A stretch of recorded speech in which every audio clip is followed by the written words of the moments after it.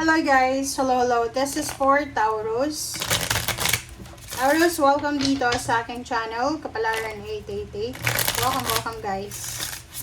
Alamin natin Taurus kung anong messages, vibration, gabay, energy para sa inyong lahat. I hope na makaresonate kayo. So, kung bago ka sa channel ko, please like, share, and subscribe guys.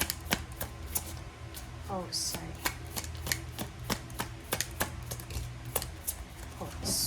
Okay, Taurus.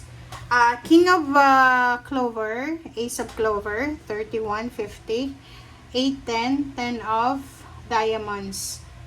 Wow. Okay. Yung first card mo dito, Taurus, yung first card, yung King of Clover, this is all about the worries. Yung mga inaalala mo siya. Mga bagay-bagay na nagbibigay alalahanin sa'yo. So, may mga speculation ka na nagbibigay alalahanin sa'yo na posibleng mapagtatagumpayan mo. Kumbaga, nag-aalala ka sa trabaho mo, nag-aalala ka sa pera, sa relationship, sa family, sa health mo. Sinasabi ng baraha, huwag kang mag-alala. You will be super strong and there's a successful, kumbaga, outcome, solution sa kung ano man yan na inaalala mo. Okay? Next is Ace of Clover. This is the roads. This is the crossroad. So, sinasabi ng baraha sa'yo dito na mag-iingat ka, okay, sa linggong ito. You need to be careful, Taurus, sa mga taong haharapin mo, pakikitunguhan mo, or whatever man. Kasi, lalo na kung magta-travel ka, huwag kang sasama sa kung kani-kanino lang. Dito sinasabi ng barahan na be careful sa mga taong pagkakatiwalaan mo kasi pwede kang maloko, pwede kang ma-scam, or pwede kang pagplanuhan ng masama. Dito naman sinasabi ng barahan na yun, posibleng ma-disappoint ka. There's a disappointments dito na pwedeng mangyari sa'yo. Madi-disappoint ka sa balita na matatanggap mo. And nakikita ko sa'yo dito, pwedeng there's a bad news coming para sa'yo. And this is parang early death or pwedeng there's a news about death ng someone na kilala mo. Okay. Alright. This is for Taurus.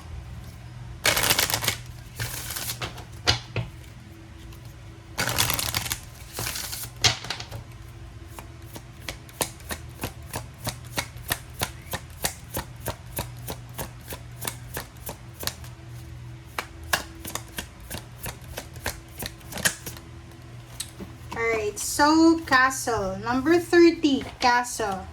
It's time for healing, not war. Okay.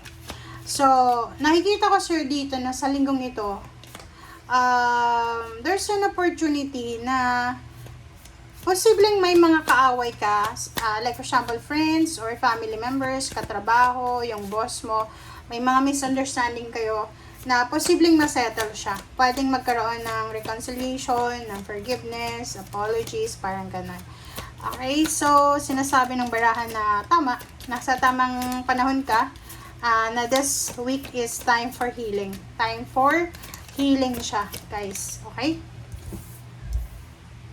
Okay, next is number 30, number 4, Lioness. You've earned all your stripes. So, sinasabi ng baraha sa'yo dito na huwag kang mag-guilty sa mga blessings na mayroon ka. If ever marami kang blessings ngayon, huwag kang mag-guilty.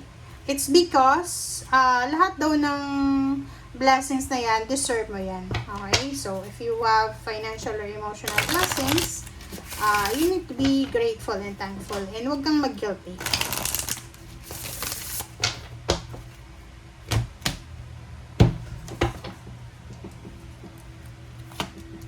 Alright, gossip. Insecurity. OMG, facade. Quest. Okay, nakikita ko sir dito na posibleng may mga Taurus dito na you will be one of the subjects ng ng chismis, okay? May isang tao dito na insecure sa'yo. Parang lahat ata ng ginagawa mo, ibinabantayan niya. So, you need to be careful ha. Yun nga sabi ko sa'yo, mag-iingat ka. Kasi may mga tao na hindi masaya sa tagumpay mo. And posibleng ichichismis ka, or posibleng kaiinggitan ka.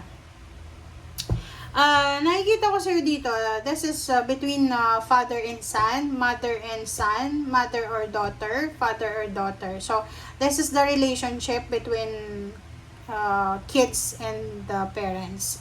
So, nakikita ko sa'yo dito na kung ikaw ay anak, okay, kung anak ka, mahalin mo yung magulang mo. Kasi this week, nakikita ko sa'yo dito na there's a realization na posibleng maramdaman mo, okay? There's a realization na kailangan mong mahalin ang mga taong nandito pa sa mundo sa ngayon, okay? Para hindi ka magsisi, para hindi ka mag-guilty sa mga panahon na susunod, okay? Kumbaga, i-treasure mo.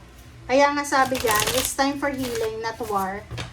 Kung may mga away pamilya, away between parents and kids, siblings, make sure na tapusin na. Kasi, ako, life is short. Okay? Kung palagi lang kayong galit, walang mangyayari sa mundo. Okay? Alright, so, Taurus.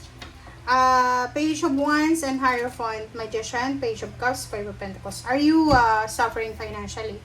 Kung may mga financial problems daw kayo, huwag kayong masyadong mag-alala. Huwag kayong masyadong mag-panic. Huwag kang masyadong ma-overwhelm or kung ano pa man yan. Kasi, sa future mo, there's a future news coming here na may mga tao,